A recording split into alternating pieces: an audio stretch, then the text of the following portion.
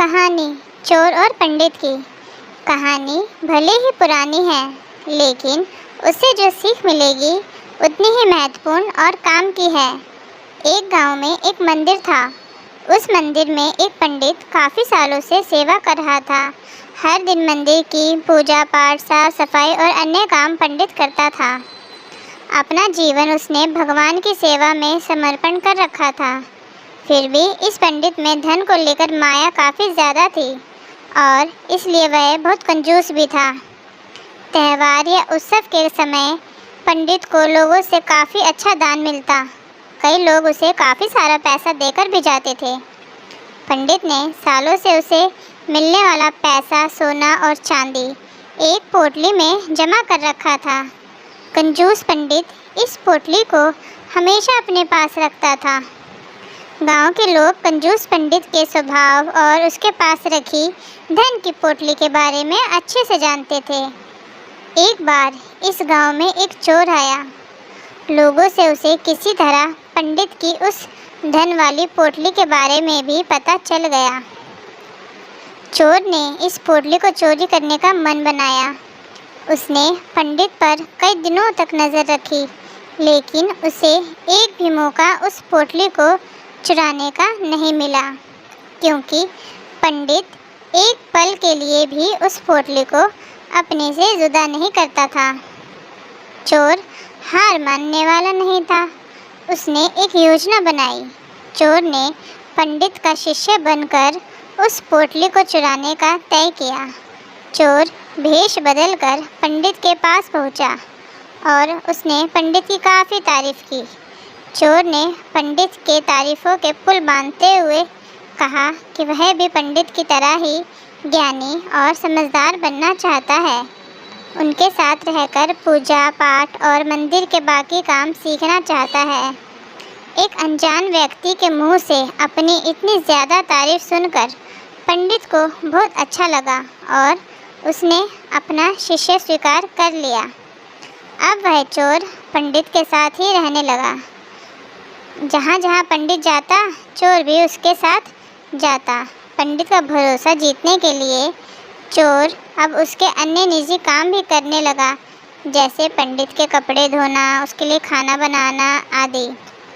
धीरे धीरे पंडित को चोर पर काफ़ी ज़्यादा भरोसा हो गया। एक दिन पंडित और चोर किसी दूसरे गांव जा रहे थे। वहाँ रास्ते में एक नदी के पास भी लोग ठहरे।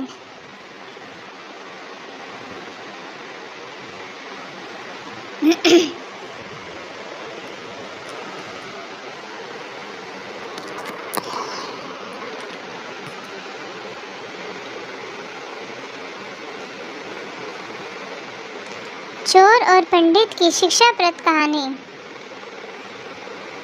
कहानी चोर और पंडित की। कहानी भले ही पुरानी है, लेकिन उससे जो सीख मिलेगी उतनी ही महत्वपूर्ण और काम की है। एक गांव में एक मंदिर था। उस मंदिर में एक पंडित काफ़ी सालों से सेवा कर रहा था। हर दिन मंदिर की पूजा पाठ, साफ सफाई और अन्य काम पंडित करता था। अपना जीवन उसने भगवान की सेवा में समर्पण कर रखा था। फिर भी इस पंडित में धन को लेकर माया काफ़ी ज़्यादा थी और इसलिए वह बहुत कंजूस भी था। त्यौहार या उत्सव के समय पंडित को लोगों से काफ़ी अच्छा धन मिलता। कई लोग उसे काफ़ी सारा पैसा भी देकर जाते थे। पंडित ने सालों से उसे मिलने वाला पैसा, सोना और चांदी एक पोटली में जमा कर रखा था। कंजूस पंडित इस पोटली को हमेशा अपने पास रखता था। गांव के लोग कंजूस पंडित के स्वभाव को और उसके पास रखी धन की पोटली के बारे में अच्छे से जानते थे। एक बार इस गांव में एक चोर आया। लोगों से उसे किसी तरह पंडित की उस पोटली के बारे में पता चल गया।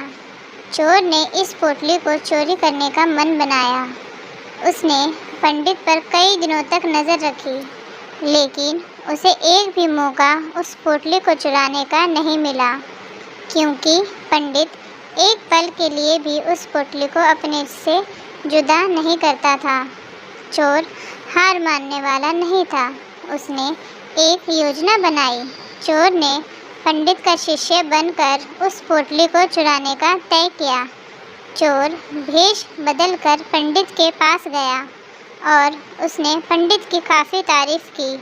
चोर ने पंडित के तारीफ़ों के पुल बांधते हुए उसे कहा कि वह भी पंडित की तरह ही ज्ञानी और समझदार बनना चाहता है।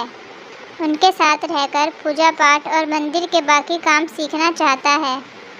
एक अनजान व्यक्ति के मुंह से अपनी इतनी ज़्यादा तारीफ सुनकर पंडित को बहुत अच्छा लगा और उसे अपना शिष्य बना लिया। वह चोर पंडित के साथ ही रहने लगा। जहाँ जहाँ पंडित जाता, चोर भी उसके साथ जाता। पंडित का भरोसा जीतने के लिए चोर अब उसके लिए अन्य काम भी करने लगा, जैसे पंडित के कपड़े धोना, उसके लिए खाना बनाने का इंतज़ाम करना। धीरे धीरे पंडित को उस चोर पर काफ़ी ज़्यादा भरोसा हो गया। एक दिन पंडित और चोर किसी दूसरे गांव जा रहे थे। वहां रास्ते में एक नदी के पास ठहरे। पंडित को नदी के पानी में नहाने की इच्छा हुई। पंडित ने अपने धन की पोटली चोर के पास रखते हुए कहा कि मैं नदी में नहाने जा रहा हूँ। चोर इतने दिनों से इसी मौके की तलाश में था। पंडित जैसे ही नदी के पानी में नहाने के लिए गया, चोर उसकी धन की पोटली लेकर वहाँ से भाग गया। दोस्तों, हमें विश्वास करना चाहिए। विश्वास से ही दुनिया चलती है, लेकिन हमें किस पर विश्वास करना है यह बहुत महत्वपूर्ण बात है। हम किसी ऐसे अनजान व्यक्ति पर बिल्कुल भरोसा नहीं कर सकते जिसे हम अच्छे से जानते ना हों, जिसके भूतकाल के बारे में हमें ज़्यादा कुछ पता ना हो।